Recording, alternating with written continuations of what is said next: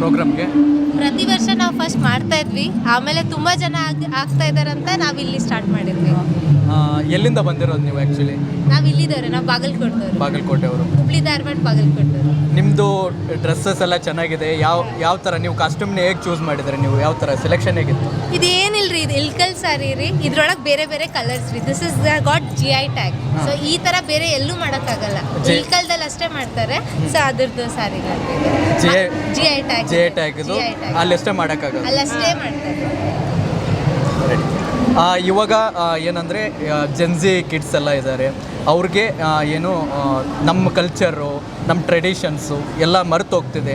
ಏನಿದ್ರು Gen Z kids ಏನಂದರೆ jeans pant ಅದು ಆ ಥರ ಏನು ಪ್ರೋಗ್ರಾಮ್ ದಿವಸ ನೀವು ಈ ಥರ ನೀವು ಆ್ಯಕ್ಚುಲಿ ಹೊರಗಡೆ ಬೇರೆ ಥರ ಇರ್ಬೋದು, ಈ ಪ್ರೋಗ್ರಾಮ್ ದಿವಸ ಈ ಥರ ಟ್ರೆಡಿಷ್ನಲ್ ಡ್ರೆಸ್ಸಲ್ಲಿ ಬಂದಿದ್ದಾರೆ, ಹೇಗೆ ಅನಿಸ್ತಿದೆ?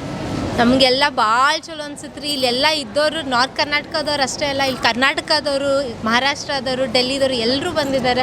ಬಂದು ನಮ್ಮ ಥರ ಹಾಕ್ಕೊತಾ ಇದ್ದಾರಲ್ಲ, ಅದೇ ಖುಷಿ. ಮತ್ತು ಈ ಥರ ಟ್ರೆಡಿಷ್ನಲ್ ಡ್ರೆಸ್ ಹಾಕ್ಕೊತಾರಲ್ಲ, ಅದು ಎಷ್ಟು ಖುಷಿಯಾಗಿ ಕೇಳ್ತಿರ್ತಾರೆ, ಇದನ್ನ ಎಲ್ಲಿ ತೊಗೊಂಡ್ರಿ, ಅದ್ರ ಜ್ಯುವೆಲ್ರಿನೂ ಅದೇ ಥರ ಇರುತ್ತೆ. ಅದು ಖುಷಿ ಅನಿಸುತ್ತೆ ನಮಗೆ. ಹೇಗೆ ನೀವೆಲ್ಲ ಸೆಲೆಕ್ಷನ್ ಮಾಡಬೇಕಾದ್ರೆ ಈಗ ಫನ್ ಎಲ್ಲರೂ ಮಾತಾಡ್ತಾ ಏನು ಎಲ್ಲರೂ ಮಾತಾಡ್ತಾ ಕೇಳಿದ್ವಿ, ನೀವು ಈ ಕಲರ್ ಹಾಕೊತೀರಾ, ನಾವು ಈ ಕಲರ್ ಹಾಕೊಳ್ಳೋಣ, ಹೆಂಗೆ ಕಾಂಬಿನೇಷನ್ ಹೆಂಗೆ ಅನಿಸುತ್ತೆ ಡೇ ಲೈಟ್ದಲ್ಲೆಲ್ಲ ನೋಡಿ ಹಾಕೊಂಡಿದ್ದೀವಿ.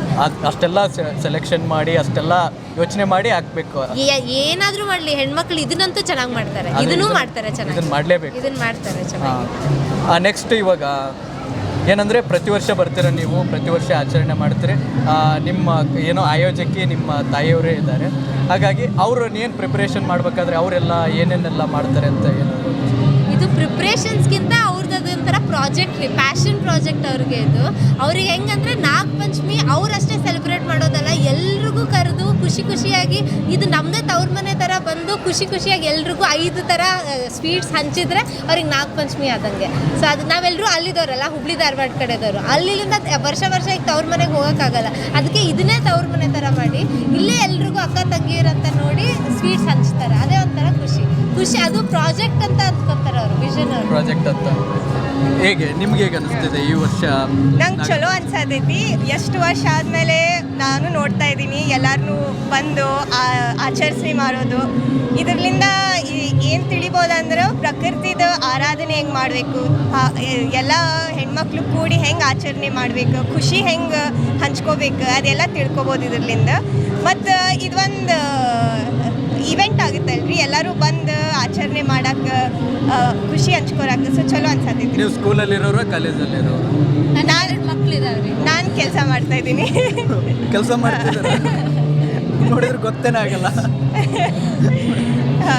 ಸೀರೆ ಒಳಗೆ ಇಷ್ಟು ಜನ ಹೇಗೆ ಅನಿಸ್ತೀವಿ ನಾವೆಲ್ಲರೂ?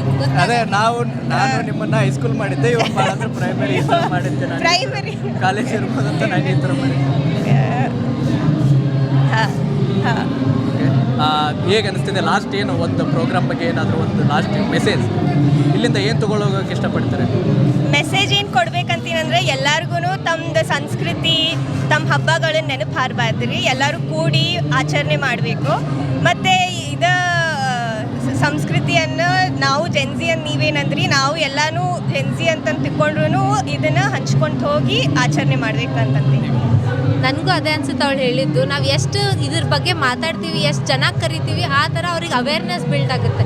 ಜೆನ್ಜಿ ಆದರೂ ಏನು, ಅವರು ಮನುಷ್ಯರೇ ಅಲ್ಲ, ಅವ್ರಿಗೂ ಗೊತ್ತಿರುತ್ತೆ. ಮನೇಲಿ ಇದು ಏನು ಪೂಜೆ ಮಾಡ್ತಾರೆ ಅದನ್ನು ಹೊರಗೆ ಮಾಡ್ತಾ ಇದ್ದೀವಿ, ತುಂಬ ಜನ ಗೊತ್ತಾಗಲಿ, ಎಲ್ಲರೂ ಅದನ್ನು ಆಟ ಆಡಿಸ್ಲಿ. ನಾಗ ಪಂಚಮಿ ಅಂದರೆ ತವ್ರ ಮನೆಯಿಂದ ಹೆಂಗೆ ಸ್ವೀಟ್ಸ್ ಬರುತ್ತೆ, ನಾಗಪ್ಪಗೆ ಹೆಂಗೆ ಪೂಜೆ ಮಾಡೋದು ಹಾಲು ತುಪ್ಪ ಹಾಕಿ, ಅದೇ ಒಂದು ಟ್ರೆಡಿಷನ್ ಕಲ್ಚರು. ನಾವು ಬೇರೆಯವ್ರ ಸಂಬಂಧ ನಮ್ಮ ಕಲ್ಚರ್ ಚೇಂಜ್ ಮಾಡೋದೇನು ಬೇಡ. ಅಟ್ಲೀಸ್ಟ್ ಈ ಶ್ರಾವಣ ಟೈಮ್ನಲ್ಲಿ ಇದನ್ನು ನೆನ್ಪಿಟ್ರೆ life long the generations to come ಅವ್ರಿಗೆ ಗೊತ್ತಿರುತ್ತೆ ಕರ್ನಾಟಕದ. ಅಪರಾಧಕ್ಕೆ ಸವಾಲು ದಿನಪತ್ರಿಕೆ ಜೊತೆಗೆ ಡಿಜಿಟಲ್ ನಲ್ಲಿ ಹೊಸ ರೂಪ.